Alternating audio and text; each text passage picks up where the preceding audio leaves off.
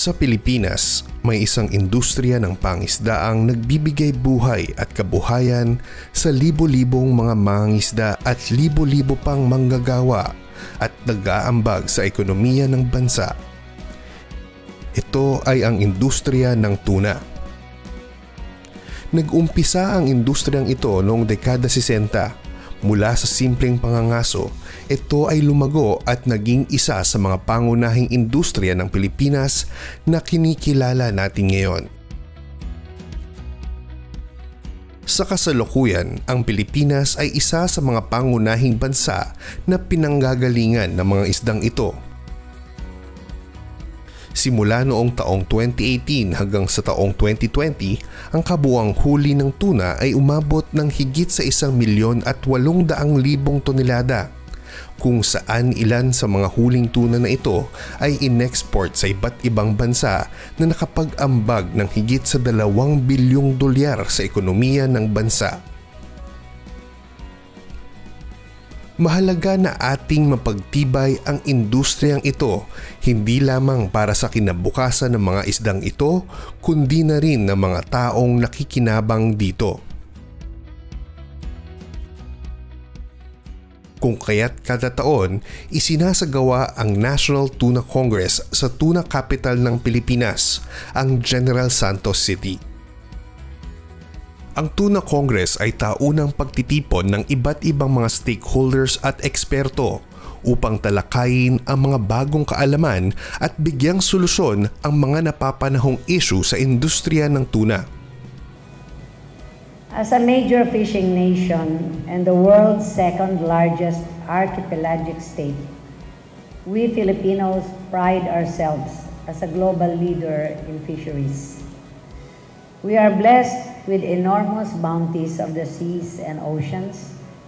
This Tuna Congress is the best platform to honor your contributions and invite you to continue being our partners in bringing forth the best of Philippine fisheries.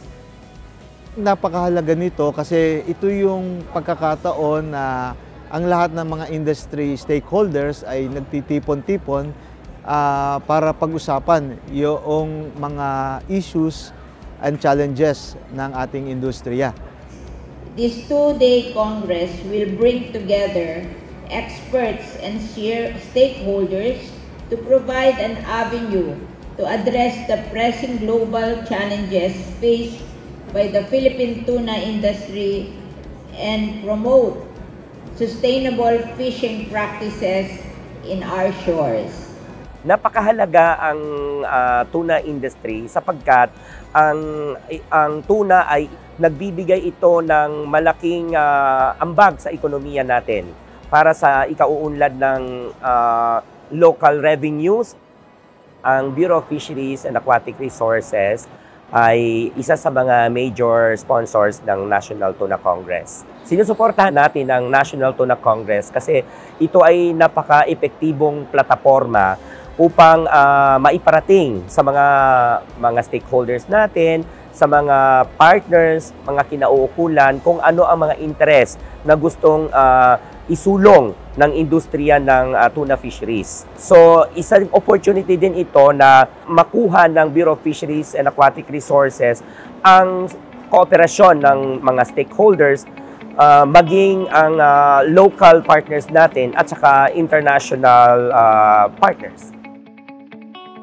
Sa loob ng 2 araw, nagkaroon ng iba't ibang mga aktibidad at plenaryo upang talakayin ang iba't ibang mga kaalaman at issue na pumapalibot sa tuna industry, hindi lamang sa lokal kundi na rin sa pandaigdigang industriya na nakatuon sa 3 paksa: Cooperation and Partnerships in Tuna Fisheries, Tuna Catch Estimation Initiatives, at Adaptive Strategies by the Tuna Industry. Ang mga plenaryong ito ay dinayuhan ng iba't ibang mga expert, big and small-scale fisherfolk at iba pang mga industriyang nakikinabang sa tuna, gaya na lamang ng mga tuna canning industry ng Pilipinas.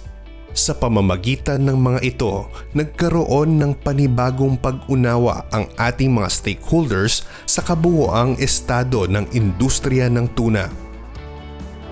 Ang ginanap na Tuna Congress for 2023, I think it's very successful. Kasi kaming mga stakeholders, nalaman namin kung ano yung status ngayon ng ating tuna, the entire the Philippines. So isa po ito very significant na activity. Very informative, and then makita natin na talaga yung yung unity ng mga stakeholders natin sa tuna. Napakalaking naitulong personally sa naging aware ako sa mga pangyayari, and then sa mga naririnig ko, yung mga efforts ng gobyerno, nakikita ko na talagang nandyan sila, sumusuporta sa industry.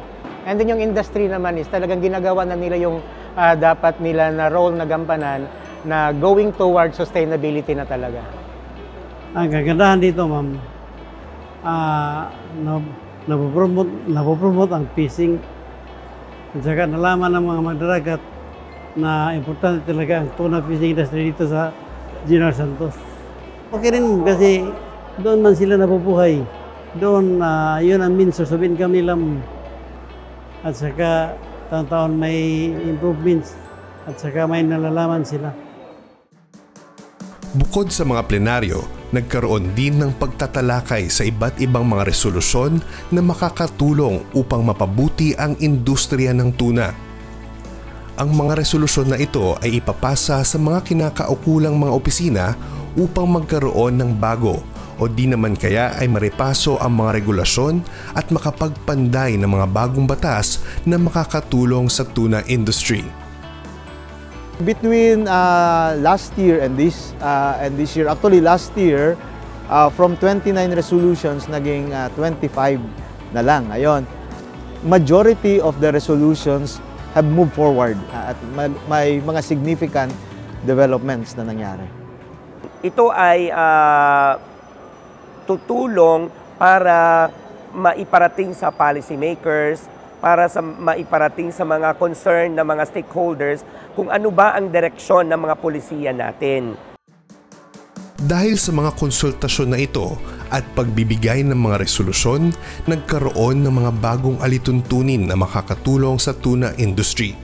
Ilan dito ay ang mga sumusunod. FAO 269, Rules and Regulation on Tuna Purse Seine Ringnet Operation in the Philippine Seaboard of the Philippine Exclusive Economic Zone na inaprubahan noong Enero nitong taon.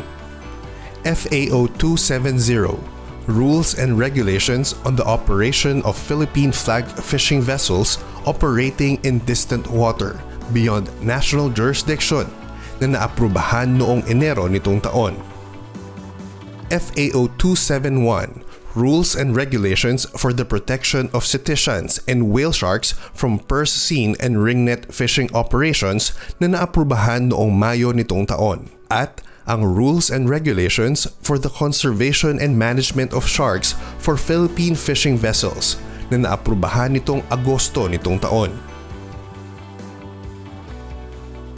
Nagkaroon din ng aksyon ang pamahalaan sa ilan sa mga resolusyong naisapasa noong nakaraang taon. Ang pag-reconstitute ng Internal BFAR Technical Working Group on Tuna Fisheries upang gumabay sa BFAR sa pamamahala ng mga bagay-bagay patungkol sa Tuna Regional Fisheries Management Organizations. Pag-review at pag-monitor ng implementation ng National Tuna Management Plan. Mag-coordinate at magbigay ng technical support sa National Tuna Industry Council at iba pang tuna fishing industry. Mag-review at gumawa ng aksyon sa mga bagong resolusyon mula sa National Tuna Congress at iba pang mga stakeholders. Ginawan din ng aksyon ang paghiling ng tuna industry para sa pamahalaan na i-expedite ang mga bilateral agreements anchored on fisheries cooperation, kung saan ang Philippine-Palau Memorandum of Understanding ay nasa final review na ng Department of Foreign Affairs.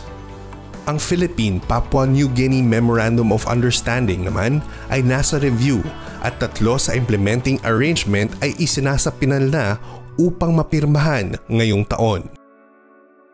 Nagkaroon din ng diskusyon sa pagitan ng Pilipinas at Republic Marshall Islands noong nakaraang taon. at ang pagbukas ng isang bilateral meeting kasama ang Vietnam.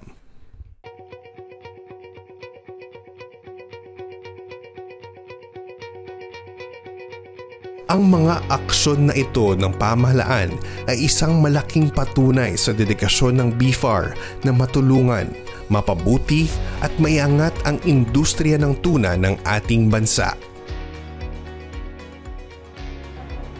Para sa kasamahan po namin sa industriya, kami po ay nagpapasalamat sa inyong suporta sa 23rd National Tuna Congress. At inaasahan po namin ang patuloy nyo pa ding suporta sa mga susunod na taon. Sama-sama po nating laban ito para itaguyod ang ating pangisdaan. Yeah, of course, tuloy-tuloy pa ito. Kasi dito naman ng mga meetings of mine, yung anumang problema, locally, internationally, with cooperation sa BIFAR natin at saka sa Department of Agriculture, pag-uusapan kung anumang mayroong problema para kung anong solusyon ang pwede magagawa. Maraming salamat sa kooperasyon ng bawat isa. Ito ay pagpapakitang interes na kahit anong hamon, kahit anong mga banta sa pangisdaan, sama-sama tayong nagkakaisa, binubuo natin yung tapang natin para suungin ang mga ito, natututo tayo sa bawat isa, dahil naniniwala tayo na kapag natuto tayo, ito ay napakabisa, napakalakas na sandata para harapin ang kung anumang klaseng hamon. We express our sincerest appreciation for our stakeholders in the sector for helping us in government achieve our vision, step by step, of a food-secure Philippines through a productive local fisheries industry.